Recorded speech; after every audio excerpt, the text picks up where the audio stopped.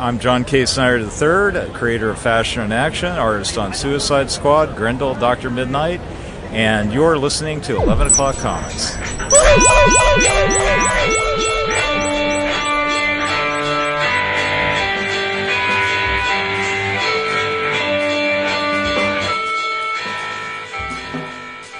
It's that time again. Little bit of a stretch. I was feeling some kind of way this weekend. Yeah, well, they do. Yeah, you were. Yeah, I was like, something's missing. I don't. Yeah, my David. I'm missing my David. Oh, you know what? I don't care for. It was hurtful, man. It was weird. It was weird. I'm not gonna lie. Yeah. It's one thing if one of us misses because and the other two are still taking care of business, but right. That was just nothing. Yeah. Tumbleweeds. Yeah, weird. Tumbleweeds. It was weird. But this is not weird, people, because it's the world famous 11 O'Clock Comics. Episode 936. We're huge in Sweden. And I am Vince B. Number 1 in Andorra. Yes, hey. You are Vince B. I am David A. Price. Indeed you are, and I'm back and better than ever because I'm Axel Foley. You're not Axel Foley. I'm not, because no one. I could never be that cool. Yeah, I think you got a little bit more cool on you. But you're Jason Wood, everybody. You know, I just found out that. Pause for the calls. Pause for the calls. You're anti-Axel Foley? I'm not anti. I'm apathetic Axel Foley. I don't think there's anything special about Beverly Hills Cop. Wow. We might need to end the show. This might be the last episode. No, if we ended over Eddie Murphy, then we got problems. Big problems. Larger than my disagreeing with your choice of Vince will end it over Dave Chappelle, but Eddie's top 5 comedic ever. Oh, absolutely, 100%. I don't agree with that either. We can't even. Not debatable. My lovely wife just told me yesterday that Eddie Murphy's daughter is dating Martin Lawrence's son. Yes, that's right. How about that? One of his daughters got several. But maybe they'll get together and make a couple of bad movies. They better have. You know what, dude? Right? Because Bad Boys 4 was also off the hook. We are in a renaissance of black cop comedies. It is a renaissance. There is another renaissance going on, and it's the ability to save massive amounts of dollars. Although I just spent massive amounts of dollars at this place because of my ability to save massive amounts of dollars. Right. That's the thing. CheapGraphicNovels.com will save you money, and therefore will enable you to buy more books. It's a great recipe. It's delicious, actually. CheapGraphicNovels.com has all the books you want at a fraction of what everybody else is paying. OGNs, trade paperbacks, manga, omnibus editions, all that stuff. I recently got a box myself. I filled the box? I filled the space in the Berserk lineup on my shelf. I now have volumes 12 and 13. So I have them all now, all the way to 14. And I'm going to do a Berserk read/reread because I read the first 6 and I didn't get any. They're still wrapped in plastic, the rest of them. Yep. So I'm going to read the whole thing this time. I have thought about reading it because you and many of our boos love it. And I think it's based on what the description, it seems like something I would enjoy. It's very special, yes. But it is steeped in the RPG, Dungeons and Dragons mythos, but there's a lot of nudity and violence in it. So you get the whole package. And it's beautifully drawn. I think you need it. You have space.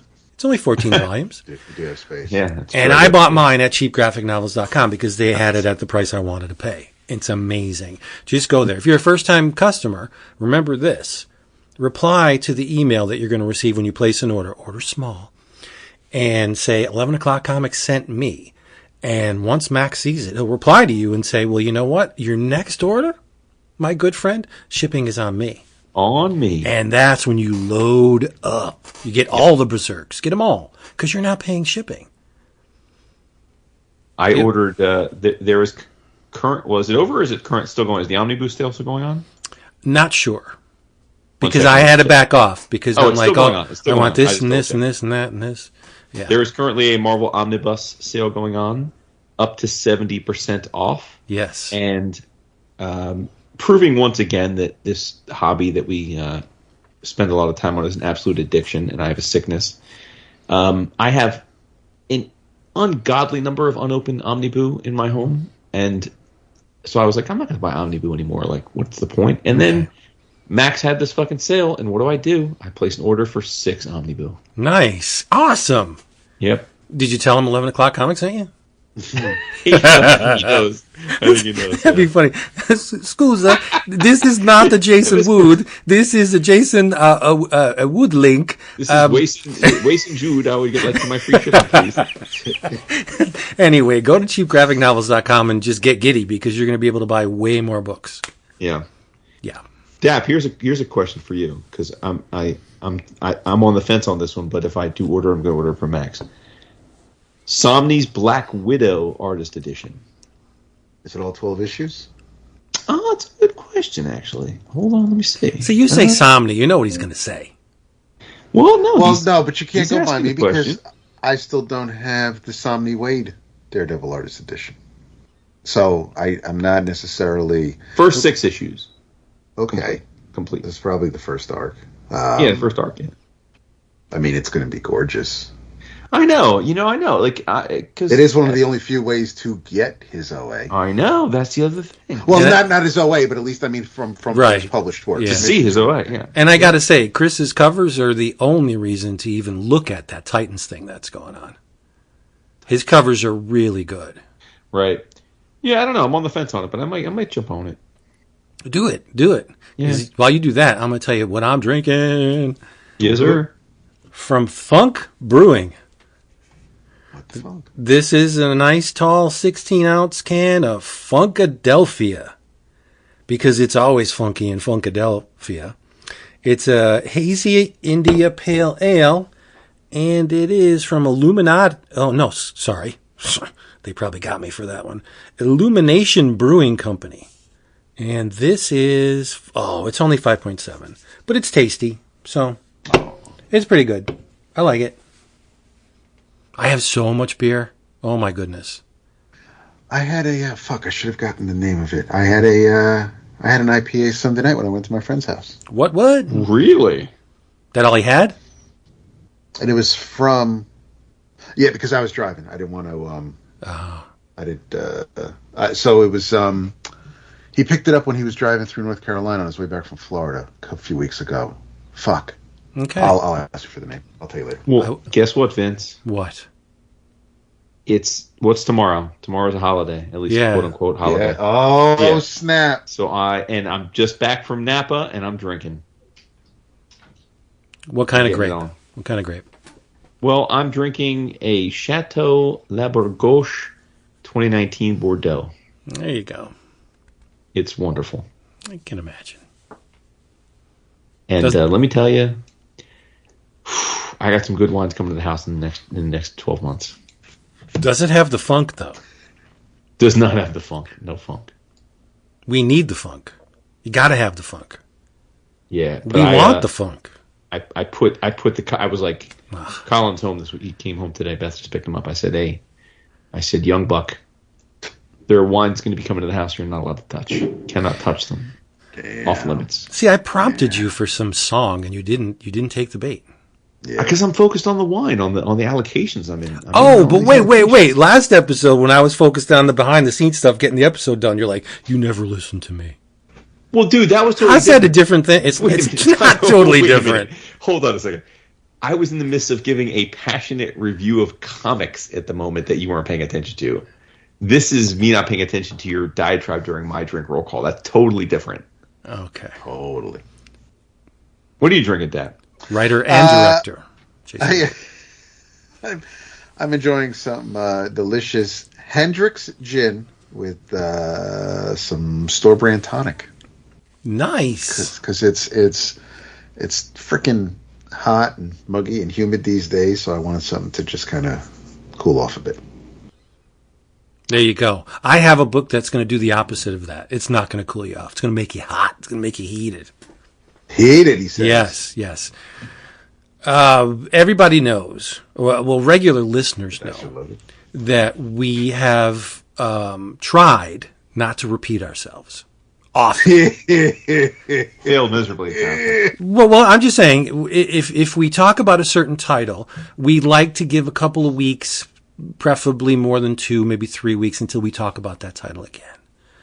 But your original mandate was that we weren't allowed to talk about something for a month after we mentioned right. it. Yeah. And I, not ironically, am the one who has failed at that, because I keep bringing up a book every time it comes out. But that's fine, because at least if it's a monthly book, then you're still within your parameters. Well, it never used to be a monthly book. That's part of my joy. The joy in this title is that it has assumed a schedule. It actually comes out, or has come out, every month for the past 6 months. Savage Dragon. Yes, and it's unheard of that Erik has now... He's inspired. He has a schedule. He's regimented. He's going to get this book out by hook or by crook. And you know what? The book is as good or better than it has ever been. He's doing it for you. Because it is totally unhinged. It is not just superheroics. Erik has often made political and social commentary within the pages of Savage Dragon, but not as frequently as he has the past 6 issues. I think, anyway. This is Savage Dragon 271. Masterminded, of course, by the genius that is Erik Larsen. I always forget to mention this. Color art by Nikos Koutsis, who has done the color art on the book for a good stretch, long stretch. But when I picked it up today, Dave, the shop owner, knows of my love of everything Larsen and Savage Dragon. And he goes, last couple issues have been surprising. This is even more surprising because Maxine spends the entire issue nude.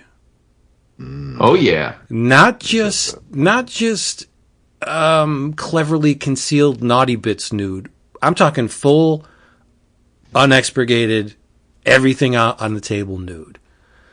Because, as I said, Mickey sexually assaulted her. And she was... yeah. Oh, that's a bummer. She was feeling used, abused, victimized, all of the many emotions that come from an incident like that. And she didn't want to go out. And someone convinced her to take the bull by the horns, so to speak, and go out nude. Take your body back. That's yours. No one can touch it unless you want them to. You decide what happens to your body. And she enters into a race completely nude. And while Malcolm is thrown down with this ultra right-wing Trump doctrine spewing religio-fascist alpha male, that's his name, alpha male, he doesn't like, well, it's a laundry list of things he doesn't, people and things he doesn't like. Liberals not being the least of which.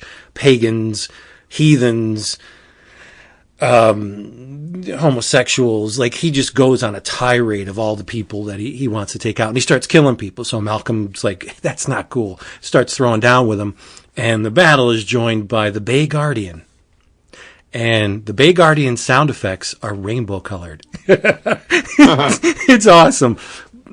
So they're fighting the alpha male, and it gets to the point where his mask comes off, and it turns out to be Dusty Cooch. Dusty Cooch is an Alex Jones analog. And there's some dialogue in the comic was like, hey, don't you have to pay the victims of, and Larsen made something up. And, well, long story short, the alpha male's destroyed by his own hate, which is appropriate. But anyway, while that's going on, Mickey is pursuing Maxine. And at one point, he sticks his finger right in her thingamajig. And there's a sound effect, squish. And he's grabbing her, and she's like, cut it out. Like, Erik is pulling no punches with this thing. And during the battle, the gyrations, like Maxine flips backwards and her legs are spread. Mickey's got her by the legs and he's like, look at that. And like, he's going in. What's the word? What is the word for almost too much joy than a person can handle? like orgasmic? I don't think it goes beyond that. And get this. All right, if you got, I think you know this by now, as soon as I said Savage Dragon, if you got little kids in the car or you're listening in the proximity of little ones, maybe you would not want to, you just fast forward or get them out of the room or just listen to it later. Whenever there's a lot of shots in the book of Maxine from the back. And she bleach? There's bleach. There's nothing. She's hairless. No, it's and there's a leakage during the issue. Yes. When she gets cream pied? And no, it's her getting excited. She's yeah. She's a gusher? But I think see this is the thing that I think this issue's brilliant and what he's been doing with Maxine in general is brilliant because it's ironic.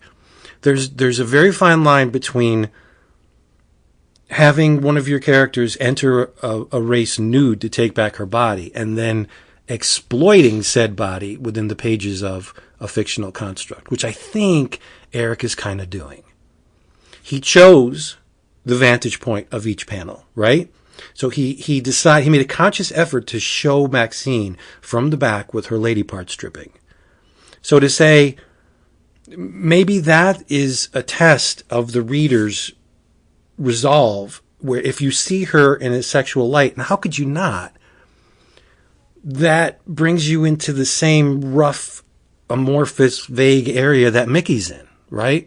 We can't enact on anything because these characters are fiction, but within the realm of this story, Mickey does act on it because she's nude in front of him. He lusts after her, and instead of respecting the sanctity of her body, he just goes all in and just defiles her.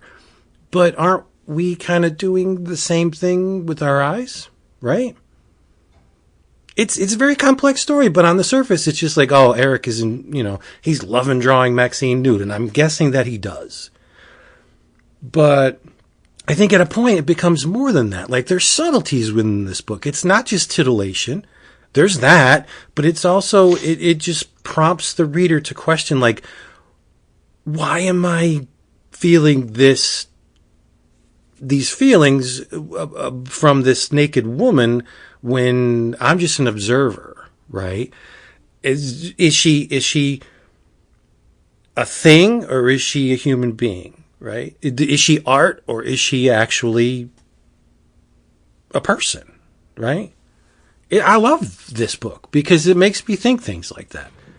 Yeah, I mean, it's still only the halfway point of the year, but I think given the frequency, Savage Dragon's in the running for your favorite book this year. Oh, for real, 100%. Yeah. I think like any year that if Erik can give you 6 to 8 issues of Savage Dragon in a year, it's going to be hard to beat for you. Oh, definitely. For favorite superhero comic, it's done. It's over. And he's already given you 6. So. There's only one book, and it's still too early to tell. There are, I won't say one, there are 3 possible candidates that may usurp Savage Dragon, and I don't see it happening. Okay. I love them, but not on a level that Speak on them. No, we'll get there. Oh no, just rattle them off. Don't the Ghost Machine books. I think they're the best book. No. See, you're wrong. You're so totally wrong. I don't even consider. I guess because I don't consider them superhero books, but. Oh, okay. I'm not commenting on their quality. I'm saying I just don't view them as superhero books per se. Right. But I love that Erik has taken the book, and he's, like I said, he's done it in the past. He's railed against, he celebrated Obama. He railed against Trump and other presidents. And there are a lot of social issues that he goes off on. He's a thinking man. He's got a good head on his shoulders, but I can see something like this issue being perceived as strictly exploitation. And sure. I think it's way more than that. We should have him back on to talk about all this. I would love to. I mean, yeah, he draws like a motherfucker. He still is in command of every one of his faculties. Like he, on paper, second to none as far as superheroes. He's carrying the Kirby torch, right? But he's more than that. Like, there are a lot of guys that are carrying the Kirby torch, but Erik has taken that and made it his own. And I think the book is just phenomenal. It should be read by everyone. But I don't think it would be embraced by everyone because a lot of people have different sensibilities. And, the Comics Gate guys would absolutely hate Savage Dragon. Sure. With a passion because Erik is very liberal and the book reflects that. So I would like to see Erik cast a right-wing character in a sympathetic light. Like, that would be a challenge. And it would be something that would not be the old preaching to the choir stuff. Because, everybody reads Savage Dragon is of a certain political mindset. I don't think, if you're super right-wing, you're not going to dig Savage Dragon. It's just, you're not. A sympathetic right-wing character would be less believable than a 7-foot green dude with a fin on his head. Yes and no. There are certain things that you. No, I think Erik could. Yes, there are talented writers who can do it. None of them are writing for the boys, but you do have people who. I trust Erik. I think Erik would have fun with it, and he wouldn't.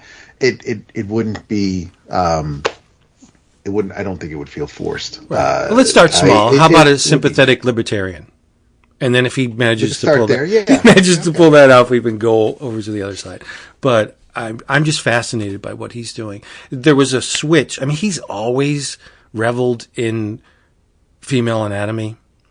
But there was a point where he just, I can only assume, took it upon himself to say, you know what? If I'm hinting at this stuff, let's just jump far over the line and stop playing. Right? The cheesecake works, but let's see what happens when I just lay it all out there. And that's what Savage Dragon is. Now, the fact that Maxine is an nymphomaniac, the writing was on the wall where he was going, like very early on. And I'm so here for it. Yeah. I just emailed him. Nice. Sweet. Yep. I like the logo on 270. The old-timey logo, but there's two flavors every month. You can get the old trade dress of like a faux Marvel style, or you can get without. And I appreciate that aesthetic with the splash page with the credits too, because that's very reminiscent of those old. Oh, he embraces Marvel it. Yeah, books. It's total Brown's Marvel. Fantastic. Yeah, and I love it. And Angel has figured out the jig is up. So I'm only going to hint at that because if you're reading it, you know what I'm talking about. If you're not reading it, I don't want to spoil anything for you. So I thought he could have dragged it out for at least 12 issues or more, but he seems to be wrapping it up, or at least on the road to wrapping up that storyline very soon, which is awesome. Mm-hmm. Yeah, for sure. Yeah, way to go, Erik. Look at that. This is going to sound dumb. Probably not. Does Erik put out trades regularly, or does it? Okay. Yeah. Because I go in and out based on your enthusiasm for the book, but this year-long consistency has made me want to jump in and read at least this arc. So it's so fun. The kids are. I front guess I and could center. just read we get the issues sent to us, so I guess I could just read the issues. Yeah. Kids are front and center. Paul is included in all of the action. Paul is the original Savage Dragon, not Emperor. Right. The one before that Erik did way back. The old Megaton. Right. Before the Megaton arc. And whatnot, but yeah. It's just it's meta. It's good old fashioned superheroics. It's timely. It's deals with a lot of relevant social and political issues. It's just a great friggin' book. I love that he kind of, and no shade to Ty, but Erik is just sticking to his sandbox, and this is the world he's created, and he's not trying to give us a million spin-offs, so that we had that with Freak Force and things like that back in the day. But it's just whatever he wants to do within those pages. It's his world. He's having a blast doing it, and I love it. Yeah, he said, if the bottom falls out, and I'm not making any more money at this, He said, I'll just print it in black and white and distribute it to people who care. Well, shit. Yeah, that he's doing it for all the right reasons. Has he ever said doubt. if he has an end in sight or what he thinks the last story might be? I mean, I'm not saying if it happens in 20 years or whatever, but does he know, or is it kind of just? I mean, obviously we can ask him, but I think the book will wind down when he physically winds down. Okay. I think he's going to carry this to the end of his days. What else? How old is he? Roughly like 60? Yeah, he's probably around our age. Yeah. Well, I'm not 60, bro, but Okay. he is. Let's see here. Hold on. He's 61. There you go. Yeah. Lots more issues to Savage Dragon in Erik. I guess they're all about that age, right? Yeah. Because they were basically like the same age. Like they were. yeah, I would think maybe him, Valentino, Sylvester are the oldest. Yeah, Jim Lee's 59. Yeah. So yeah, they're all about the same age. I Yeah. guess. Yeah, like you said, Valentino's older, right? Like he's a couple years older than the rest of them, but. Well, Todd can wiggle that 350 Oh, Rob's the baby. He's 56. Yeah. sausage in front of Erik's face as much as he wants, and all Erik has to say, yeah, but I did all of my issues, Todd. Oh boy. The Todd father's 63. So is he the oldest? No, dude, Valentino's 71. Yeah, Jim was always, yeah. Damn. Jim looked really? old when he was young. Yeah. He's just like a kid with a wig. That's fucked up. That's both fucked up anyway. Mark Silvestri's 66. Who am I missing? Okay. Wills. I mean, is it like? Do we have to I keep think it's pretending no. You Wills can was no. like Wills founder, like, You can that? count Wills. I think yes. Yeah. Well, they count him, so we have to count. He's 60. Yeah, I think Wills is really talented. Well, he is. I mean, but he's drawn 4 comics in the last 30 Exactly. Right. 3 of them were covers. Yeah, I mean, no, I'm with you though. He's talented as fuck, but it's Yeah. He's no bat. That's for sure. Shout out to that band. How many people are? Fucking name was mentioned. You didn't go for That the better be in cheap the heat. show notes. You didn't go for the chap yap cheap heat. You went for bat. That's right. Come on. All right. So yeah, go read Savage Dragon because it's freaking awesome. Nice. Sounds good. Yeah, it really does. Your enthusiasm's pervasive with that one. I was in a funk this entire week. I was feeling, Yes, you were. yeah, I was being crushed by the world. And everything I read, if you remember, Dap and I were supposed to read Terry and the Pirates Volume 1. And I got about 100 pages into that. I'm like, this is not the thing I should be reading. Interesting. Yeah. Yeah, I noticed it wasn't on either of your list. And let me just say, did I not predict that? No, did you predicted it? You I predicted said on yes. the show, you guys aren't going to actually read this, and I was right. I made a valiant attempt, and I got a good chunk of the way through it. But it's It ain't on Dap's list either. Though. No, but it played. And it has to be something that it's time and place kind of thing. Yeah. But that was my point when I was like, you guys aren't going to read this. It plays into the xenophobia that's going on right now, and Yeah. I was not in the mood for it. Well, speaking of playing into xenophobia, Okay. Dap, I think because of the timeliness of this, we should talk about this book, whether we were planning for it or not, because we both read it. And that is Absolute Power #1. Okay.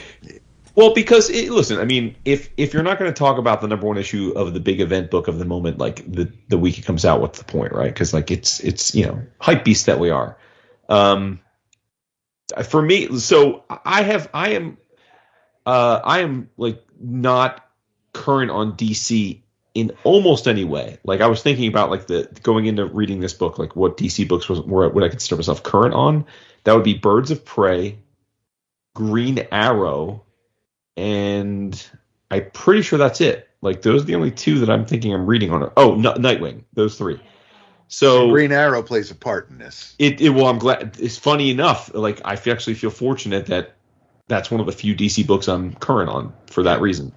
But and actually, and World's Finest, which is the reason that's important is because World's Finest, which I think has been one of DC's best books the last few years, is written by Mark Waid and drawn primarily by Dan Mora, and that of course is the creative team behind Absolute Power, which is a 4-issue.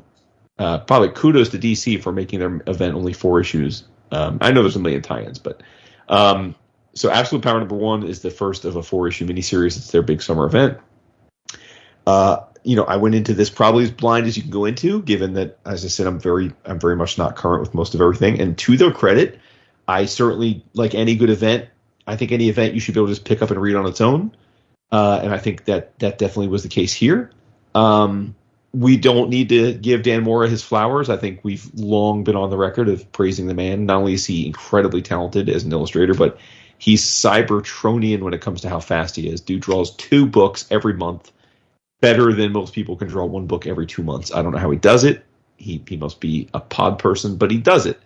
The premise of this book is both simple and complex, meaning that, like, the simplicity of it is, for years we know that Amanda Waller has had a hard-on for the superheroes. And for much of this current incarnation of the DC Universe, she has been both in the background and overtly, depending on which title you're reading, consolidating power, as she's wont to do, and planning for a big move. And this miniseries, this event, is basically her big move. She has it's basically a trio of people, but like I'm, and this is where my not being current, and maybe Dap can fill you in after I talk about what I think of the book. It's Amanda Waller and a evil version of Batman that I believe is a robot. I think, right? Like, yeah. Called, help me out here. It's called Failsafe. Thank you. Which if I'm not mistaken, and I think, I don't know whether this is the Zdarsky run or before it, but it's a that version that was meant to replace Bruce if Bruce was ever killed or incapacitated, that Bruce built. So kind of like Brother Eye meets like Cyborg. But more like physical. Exactly. Yeah, but I believe much like Brother Eye, it was created by Bruce, and now he's regretting the fact that he created it, of course, because he always does. And then the third part of the stool, the third leg of the stool, is a female version of Brainiac, which, as I understand it, Brainiac created to be his mate, and it didn't quite go right. And I think they're calling her Queen Brainiac, or the Brainiac Queen. But it seems like, at least in this issue, she's more of like a captive, like, engine for Amanda Waller versus like of her own free will. But anyway, the premise is pretty simple. Like I said, Amanda Waller is been working behind the scenes to like make her gank move, and she's ready to make the move. And that includes, at the outset, she has taken over all of the world's media and is leveraging AI to create deepfake videos of heroes killing people, which of course then is sending the world's populace into a panic-driven frenzy where they now are afraid and angry at the heroes and are taking it out on the heroes. So all over the world, heroes are being persecuted, attacked, and maimed, especially like the lesser powered ones, like like in the issue, Animal Man and his daughter get gaffled, and a couple other people get back gaffled. But that's all part of, like, that's like step 1 of her chess game. But then step 2 is she has gotten a series of Amazos that are all networked together through the Batman robot and the Brainiac. So they're kind of like a hive mind, and the Amazos are sapping all of the powers of all the heroes. But it doesn't just stop there, because she's been planning this for so long. Like, she's at least theoretically buttoned up all the outs. Like, she has made a deal with the Planetary Alliance to not allow heroes to leave Earth. She has closed up the microverse. She's closed up the multiverse. She's closed up magic. She has taken away the tech. She's closed up all of the hideaways, like the bases, like, so the Batcave and like Mr. Terrific's base. So basically, like, she's theoretically like taking care of all of the ways that they could get out of this. And so the world's heroes are viewed as villains, hated by humanity, and all without their powers and resources in this first issue. And then there's a jaw-dropping, at least to me, reveal of one of the main Waller allies who's in on it with her, which I think was pretty cool. But I would say, for someone who's not, like, I think it serves me well that I'm no longer beholden to the big 2 in the way I used to be, because like, there was a period for all of us where the events were painful because it felt so forced. And I don't think they're any less forced now, but because I'm so not as tied into the like month-on-month continuity of most of the titles, I can just drop in and just judge an event for what I think of it. Is it entertaining or isn't it? And for me, because of that, this first issue was wildly entertaining. Now, again, I don't begrudge anyone who's like way more still tied into the DC continuity of like maybe having issues with this or not wanting another event. But like for me, I'm enjoying the idea of an event that isn't a crisis. And I mean, sure, they're going to find their way out of it, of course. But like, I've always thought Waller was pretty cool. I think the way that Waid made the point of like buttoning up all the little like ways they could MacGuffin out of this is cool. And there were some definite like jaw dropping moments, like including the opening pages, which I'll evade for now if Dap wants to talk about it again. But like, there's a pretty big jaw dropper that kind of like set the tone for that. Like, this is serious business. And yeah, I liked it a lot, man. I liked it a lot. And again, like it's a low bar for me these days because like I'm not expecting these events to like quote unquote change the DC universe forever. I just want to be entertained, and I think for me this definitely entertained. And I thought it would because I think Waid and Mora are a proven commodity. You know, like Waid is a top 10 superhero writer of all time in my opinion. And when he's playing in that sandbox, he's rarely going to disappoint. And I think that this hit hard for me. Like I enjoyed it quite a bit, and I'm definitely in for the rest. So, Dap, what did you think? I like you. I'm not reading everything DC across the board, and this was similar to the same thing with Blood Hunt, where I just wanted to dive in first issue. Although in this case, I skimmed the Ground Zero prelude that led into this, which I did not. So if there's anything worthwhile, no. The only thing that I liked about Ground Zero was you do get 2 pages on the House of Brainiac, which is Mrs. Brainiac, or Bride of Failsafe, a cybernetic killer and genius level tactician with a near indestructible frame. He's a Batman level intellect, stamina, and fighting ability, superpowered android body. But yeah, like Jason said, it's Batman's backup plan. In the case of Batman's body ever failing, there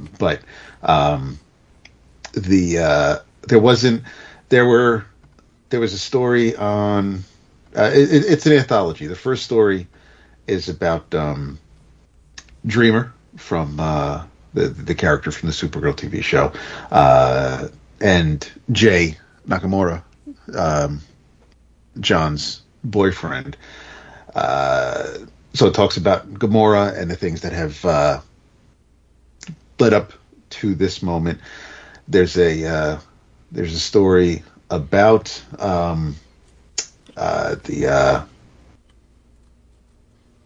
the hell's his name? Time Commander, at which I mean it was a very 90s looking book. I wasn't. Who drew it? Did you say it? The first story, the first story is drawn by what is it called? Stage 1. It is written by Nicole Maines. She seems to they always write any story involving Dreamer, but it's Nicole Maines and Mark Waid, Skylar Patridge on art for the first story. The second story, written by Chip Zdarsky and Mark Waid, art by V. Ken Marion, and that just screams this is something that would have been in Bloodlines. Stage 3 was written by Joshua Williamson, and the art was by Gleb Melnikov, who I like him a lot. Yeah, Gleb is good. He's straying from being just a Capullo clone now, which is nice to see. Good.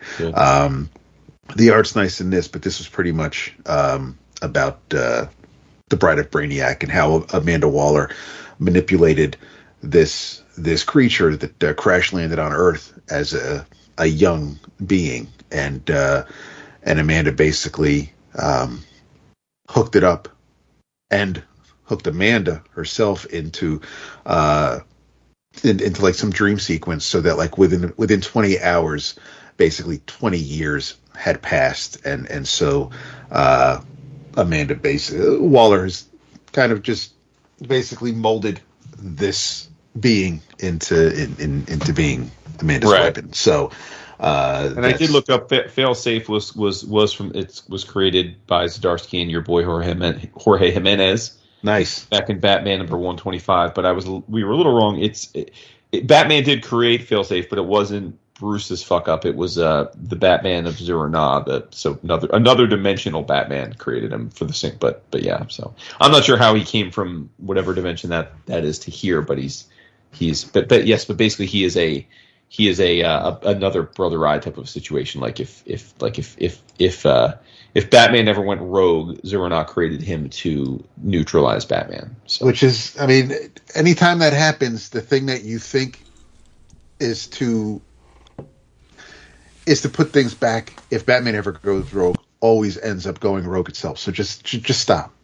I know, for real. Stop doing these things. But yeah, but we have basically it reminds me in a way of Legends, where everybody is against the superheroes. You get that sense of paranoia. Although, right? Say again. Smarter though, right? Like, yeah, because of the AI, because it's definitely it's written for this. It's written for today, just like Legends was definitely fitting for its time. This is a modern version of that kind of story. Just like a little more nuance. Like no, to your point, like I feel like when I read Legends, it's like I was when most of us read Legends, we were more innocent. Yeah, and it was very comic booky. Now that we're in our 50s and 60s, it's like we're gonna side eye superhero shit a lot more and be like, well, I've read that a million times. Like, well, what about this? What about this? And I feel like Waid tried to like anticipate that. He's like, well, all you nerds, because he's a nerd too, they're gonna be like, but what about this? Or what are they gonna go out with this? And he tried to like say, nah, dude, like there's no, like, at least for now, you have to think there's none of these loopholes that you're expecting to be the out are the outs, which I really appreciated. Yeah. Now, obviously, at some point, there's going to be an out. So I don't know, like, eventually, of course, there'll be an out, but, you know. And I hope, because I'm not going to be reading every tie-in, I do hope that we're able to follow most of it within these 4 issues. I mean, granted, there'll be the little nuanced things, and obviously... He's got to be Dick, right? Dick's going to save the day, right? I don't know. Yeah, I mean, everybody else, because he's human. He doesn't have powers. He is human, and so they're targeting everybody. And I feel like Wade's always been on that. He's been on the tip that, like, if I'm not mistaken, I think I'm pretty sure he has said on record that Dick is like the cornerstone of the DC universe. Like he's the centrifuge. Like meaning like he's the, you know, again, whether or not you agree with that is irrelevant. But like I think that's like I think he views Dick as like the bridge between the old and the new, and you know, like the you know, we've talked about this before. Like he's arguably like the most successful legacy sidekick ever. Like he's certainly gone beyond sidekick to be his own legitimate member and leader. And so to me, I'm like, and again, I don't even know that they really allude to this in the first issue, but like I'm like, okay, we have 4 issues. Like I know everyone's gonna like it can't be as easy as Batman saving the day, because he's one of the people he's one of the reasons why. Yeah. So it's got to be like, but like, okay, so it's going to be Dick, and that's my guess. I mean, who knows? But that's my prediction. And they should. I mean, Dick Grayson is like one DC character. I mean, basically he's up there with Superman and Batman, where like he's teamed up. Everybody in the DC universe has worked with Robin or Dick at Nightwing at some point. So he is the one character in the DCU that everybody has some connection to in some way, shape, or form. But I mean, you've got the characters that they put in. I mean, you've got Animal Man and Animal Girl, of course, Mr. Terrific. You've got, I mean, there are a ton of characters, and of course, the Justice League has been disbanded, and you know, I mean, this was the time for Waller to make this play, because she's just been manipulating things in the background, obviously, and she's been doing that since forever. So that isn't new. She is pretty much the perfect character to do this with, because you couldn't use the Sovereign or whoever the hell that old man is from Tom's Wonder Woman book, because they're too new. This is somebody who's been in the DC universe since, I mean, the Ostrander stuff, and so I mean, she's got roots, and you can't use Luthor. You can't, we've already used Darkseid plenty of times. This is a human being on Earth. That's what makes her. That's what. Yeah. Not to interrupt you, but it's the fact that she's human, which I think is what makes this work.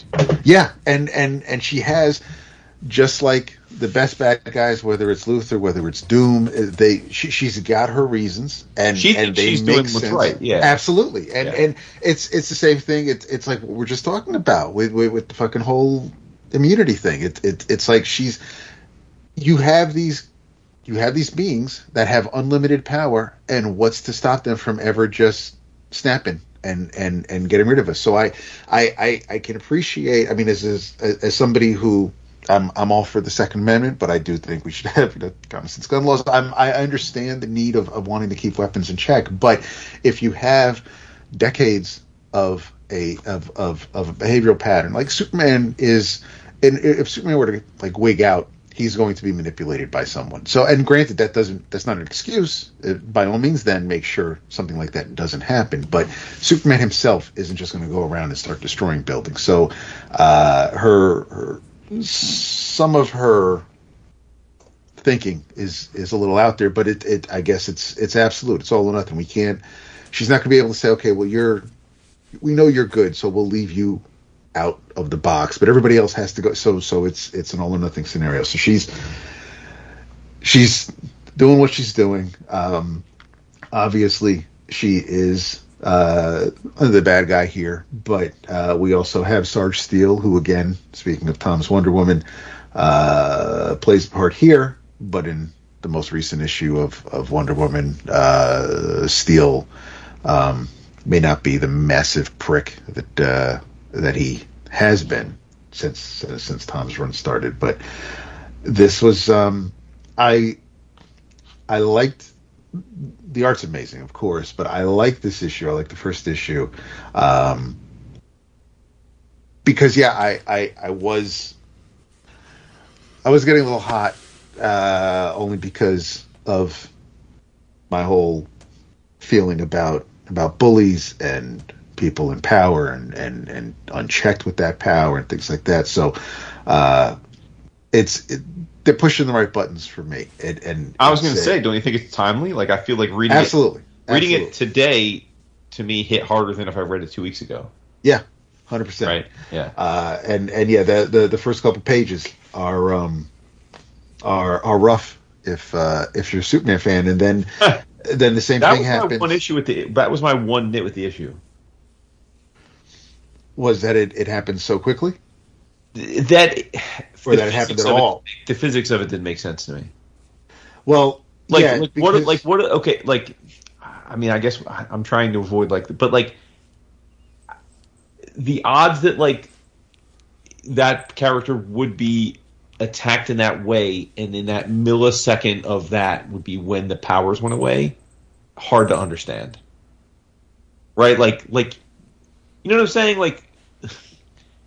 I'm trying to I don't know how to say this without spoiling it, but that character was floating, hovering, I guess, because they can fly, and generally invulnerable, and all of a sudden, conventional bullets, which I don't know why you'd shoot at him in the first place, because I know.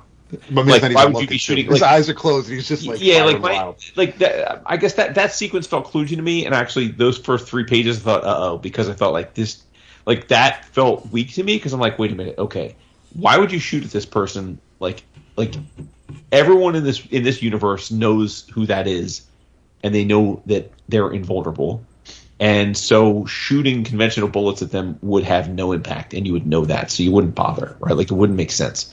But then I'm supposed to believe that in the millisecond that those bullets left the gun and then hit his chest is when Amazo took his powers to the point where they hit him and then he falls. Because he was flying, he was hovering, so he still had his power. So that felt really sus to me. Literally the first 3 pages, I'm like, oh, this is going to be bad. This is fucked up. This makes no sense. But then the rest of it was so solid. I'm like, all right, I'm going to just give it to Waid. He's smart. He loves the character. He just wants us to believe that it just so happens that in those few seconds, that's when the powers went away, and it's like tough luck. It's still a little side-eye to me as we're talking about it, but like I'm like, okay, I get it. I after I read the issue, I did go back to pick up on the clues, because when John and Connor rescue him, and then you see, because you don't see the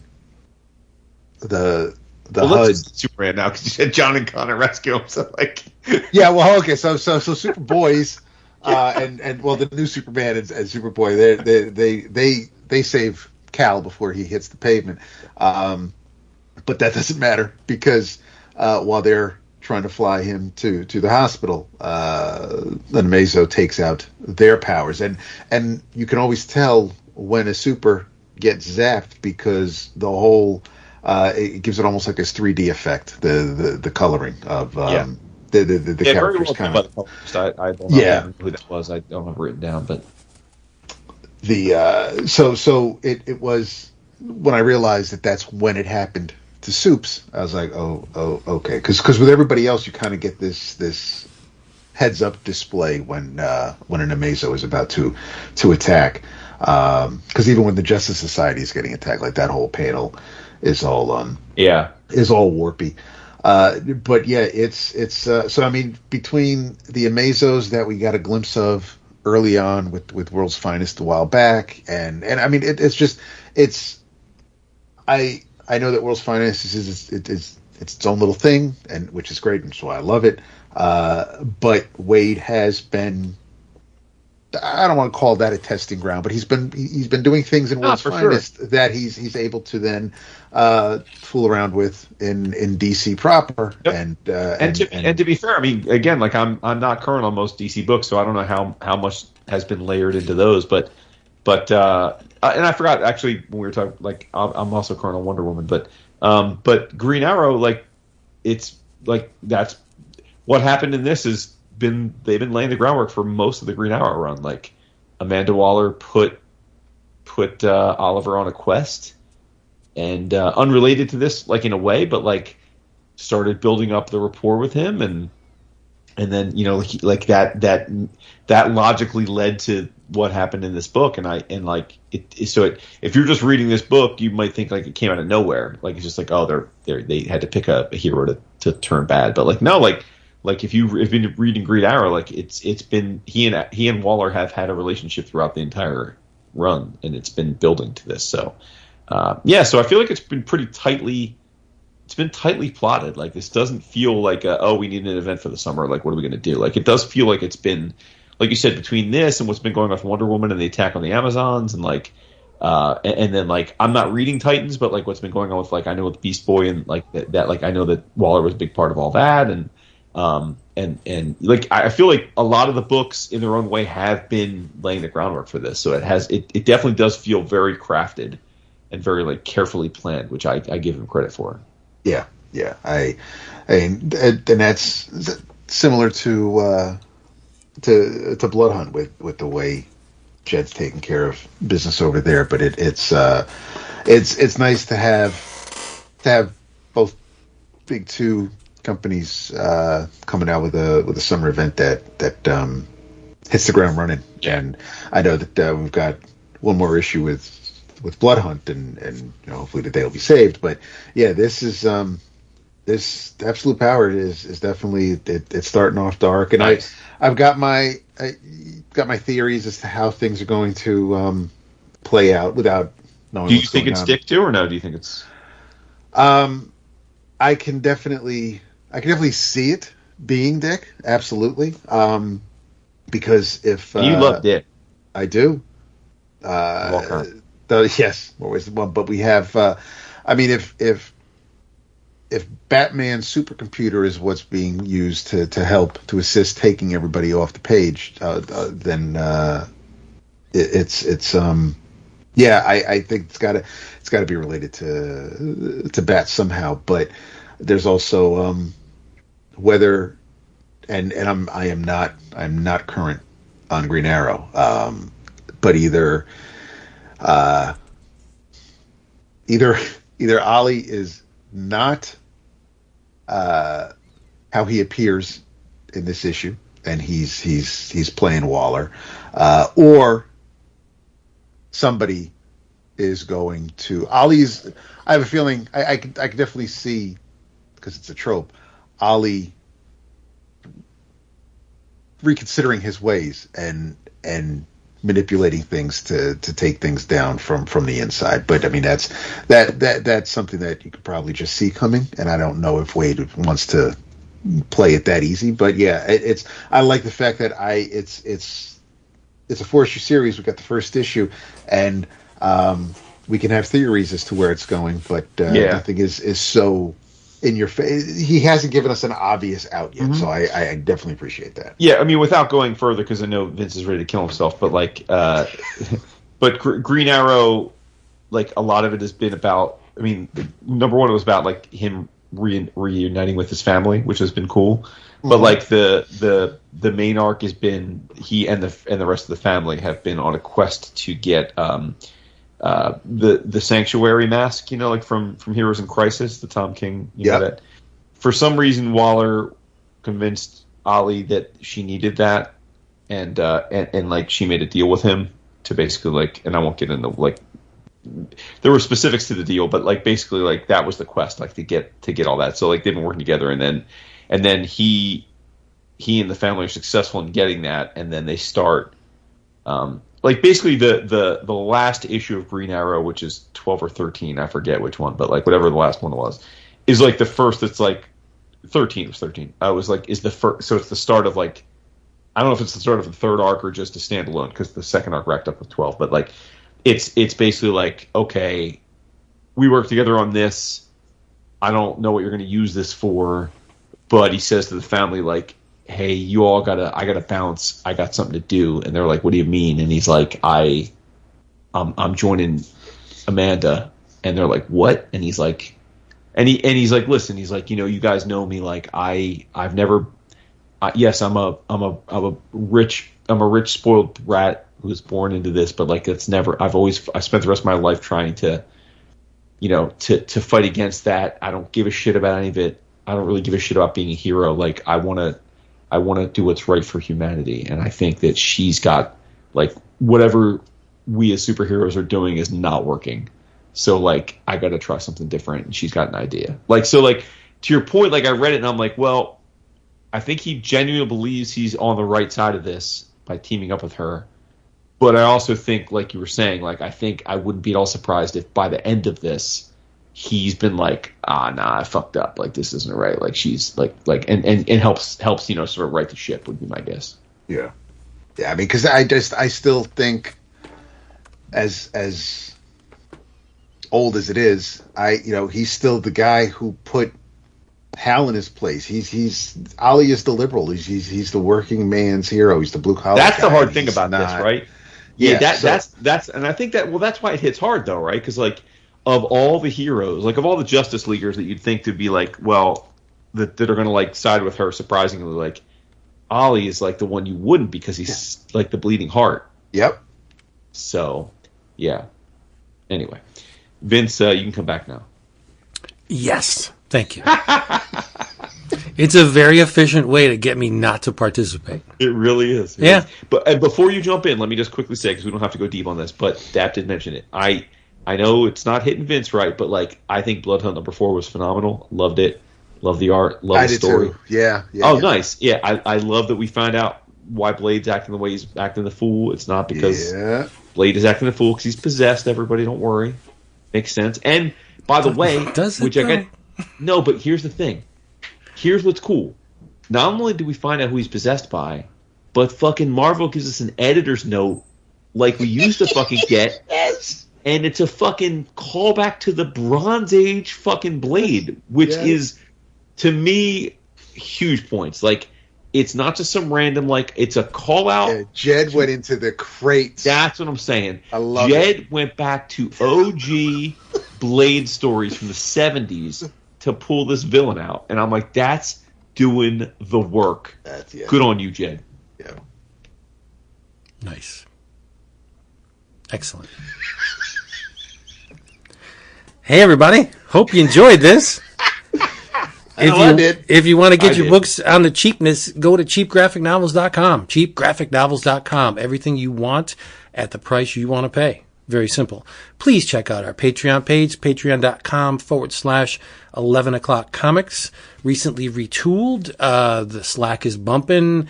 The bonus episodes are now coming out with a regular frequency. So we've made good a little bit on the span of time where we didn't. And now we're just going to keep running with it. Inertia. It's a wonderful thing. And also, please, wherever you listen to this, leave a review. If you enjoyed it, great. If you didn't, tell us why, but still, leave a review. Communication matters. So if there's action, chances are really good that we will move around in the ranks a little bit. And that's what we want. We want to get the most ears possible. Got to go from 2 to 1, baby. Yes. I don't think we're 2. At least not in terms of quality. But oh no, I meant ranking. Oh, hey, in your travels, I want you to read a very good book. It's written by Geoff Johns, drawn by Gary Frank, and color art by Brad Simpson. It's Geiger, number 3. The best issue to date, because not only does it focus on the act of reading and why reading is important, it also highlights the byproducts of reading, the things that come along with reading and sharing books, knowledge. There's a callback in the Tariq is looking for a book and finds it, and it gets destroyed. And the book is special to him because he has very fond memories attached to this book. So it's not only the art of word manipulation, it's the stuff that comes along with the actual experience of reading. And I loved it. Johns is also folding the Junkyard Joe story back into Geiger, because I believe that's where it began in the first run of Geiger, and then it spun off into its own little 6-issue thing, and now Junkyard Joe is being folded back into the unnamed. Simon Pure knows Junkyard Joe, which is intriguing, because now all of the books, there are linkages in all 3 titles that are coming to the forefront now, where we thought they were just random series. They're all pretty much associated. There are events that play out in each one that call to characters in other series, which is great because I love Simon Pure. So, and I like Muddy Davis a lot too. So read Geiger, because again, Gary Frank is on fire with this book. I think his art is was remarkable, and it's becoming even more so. He's playing around not so much with the 9-panel grid as he had in like Doomsday Clock and other works. He's loosening up a little bit, expanding, let's say, a little bit. Bigger panels in some instances, but I think the book just looks absolutely beautiful. Tariq is not softening, but we get to see a little bit of the humanity behind the rough and radioactive exterior. Like he's a person. He's not just a prick. Yes, the premise of the series is Tariq is hitting the road to fuck up as many people as he can because he's mad that his family died. That's basically the premise of Geiger.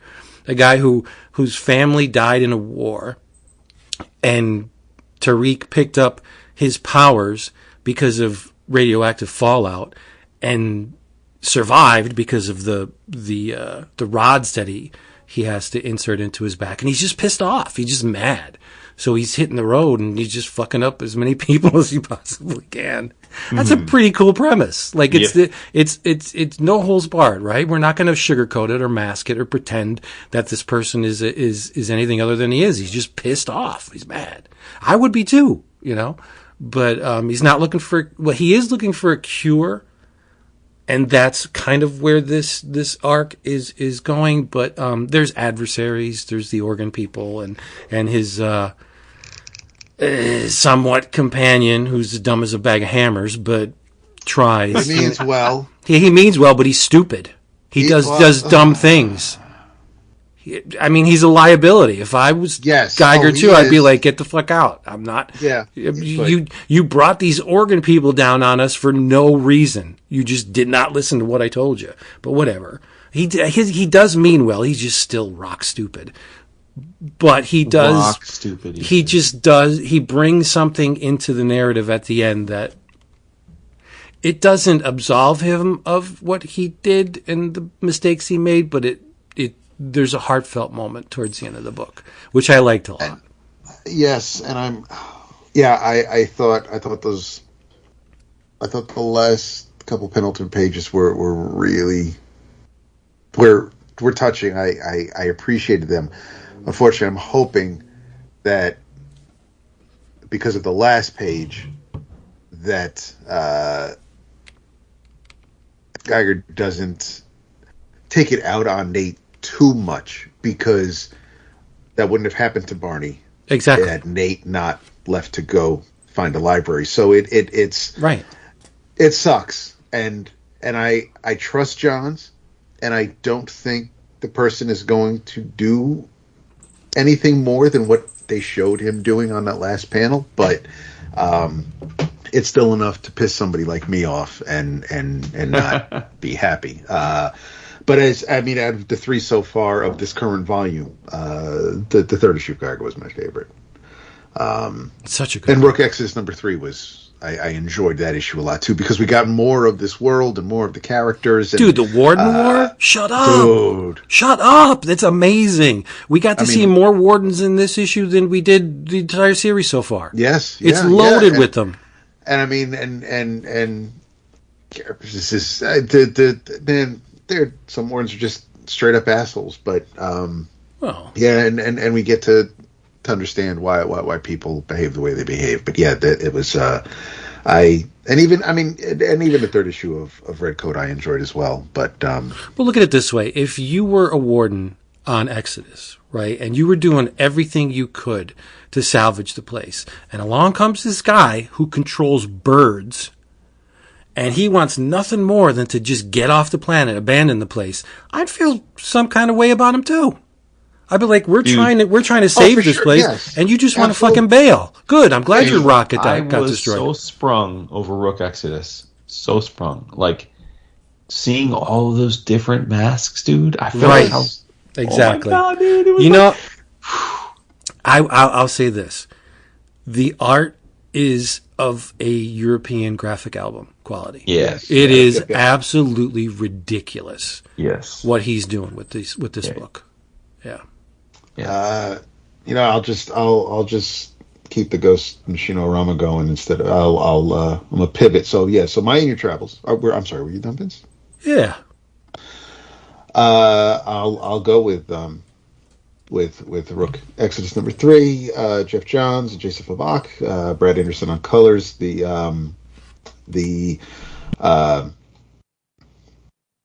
Danica, the wolf is I'm sorry, the dire wolf, and Rook are going to they find a riverboat so they can keep moving along and continue their mission, and that's where we meet Carapace, and he's not impressed with Rook at all because he's heard things, and Direwolf is here because she knows that there's more power. It's better to fight together than fly solo. So, unfortunately, Swine had fallen, and now there's a new warden of the not of the Boars, but of the it's gotten. I know maybe the first issue could have been.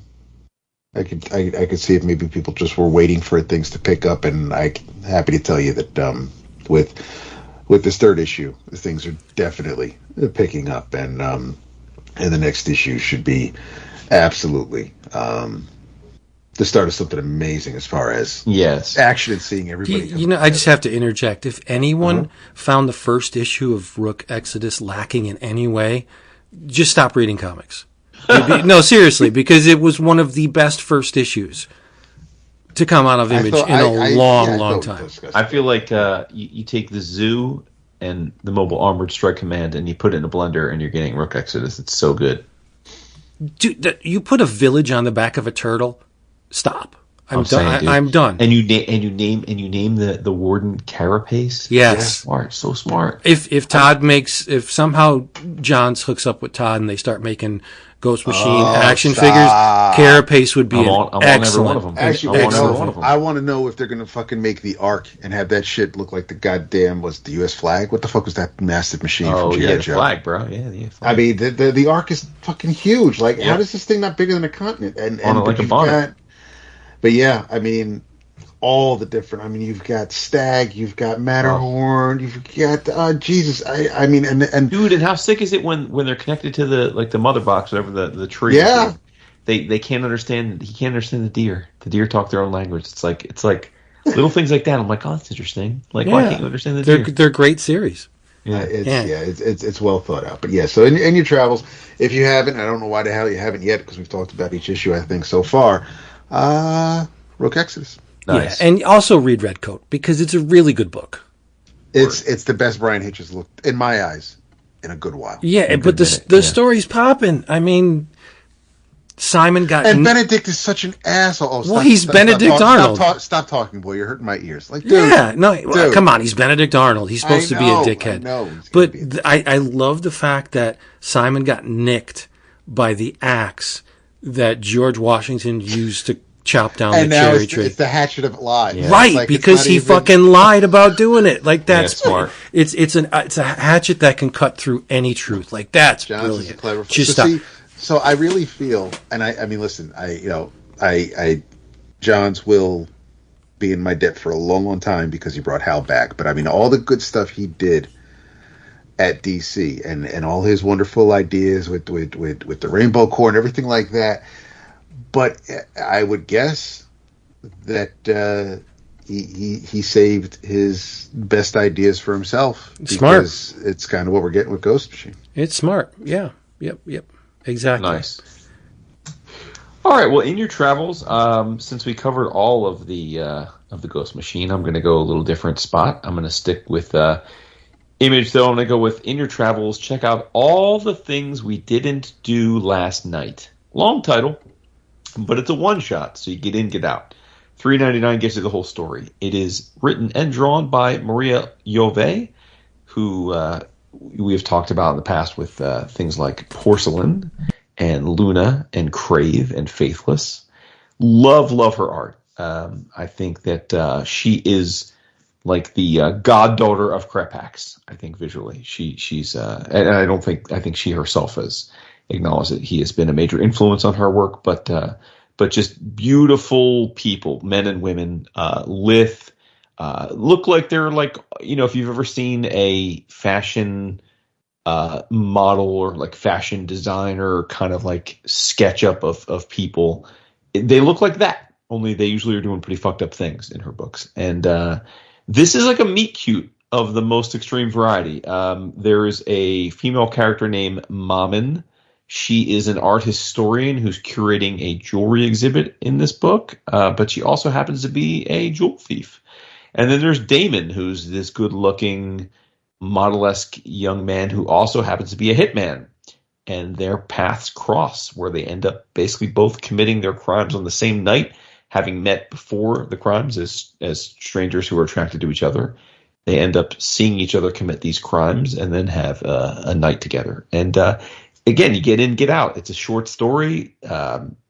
Much is left unresolved at the end. And I just thought it was a really nice little cute, like almost like a amuse-bouche. Like you just read it. It's clever. It's well done. It looks beautiful. And then you move on. Like we're never going to get any resolution. And I kind of like that. So all the things we didn't do last night. Image Comics, Maria Llovet. Nice. Did Vince just have a stroke? What the hell happened? Here, sorry. I fucked up. Tripped and fell. No, I fucked up. I thought I was on pause, but I was actually on. No, I was on pause, and I thought I wasn't on pause, and I hit the button to pause it, but I really muted it. So there you go. I said, am I going to be the old guy in the room if I ask what a meet cute is? Oh, yeah. Actually, no, you should know, because didn't you watch How I Met Your Mother? Not all of it. I mean, they threw that term around enough, but okay. All right.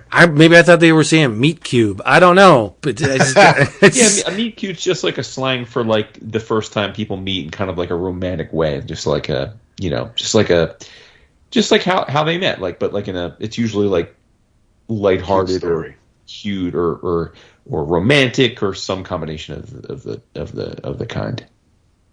Okay. You got it.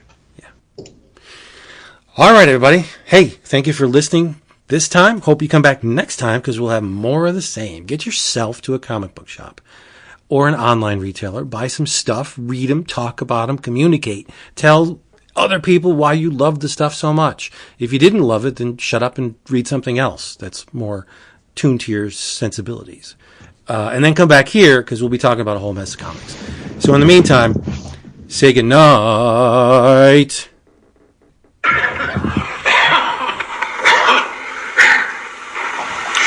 Many have died last week on these streets. In the basement of this building would find them. I have given them the last rites. Now, you do what you will. You are stronger than us. Or soon, I think, they be stronger than you. David. Do you know what that's from? No. That is one of the best lines in Dawn of the Dead, the original. Oh, nice. But soon, I think, they be stronger than you. That remake is an abomination. Don't like it at all. Clearly. Yes, I think it sucks. I think they got good people in it, but I think the story's very very misguided. Yeah. Yay! Come back next time. We love you a whole mess. Tell them that. Whole mess. So much. The messest. Go pee. My God, not at the end. Right. Don't burp at the end. Because the last thing you say is what people remember about you. They remember that I burp. I'm a human. You can burp. You just don't have to be so overt about it. You can. Oh, yay, fireworks going off. Oh, that's great. Oh, my goodness. Bye, people. And I'm saying my poor dogs. Like they're going to be crawled up my ass. That's it for that one.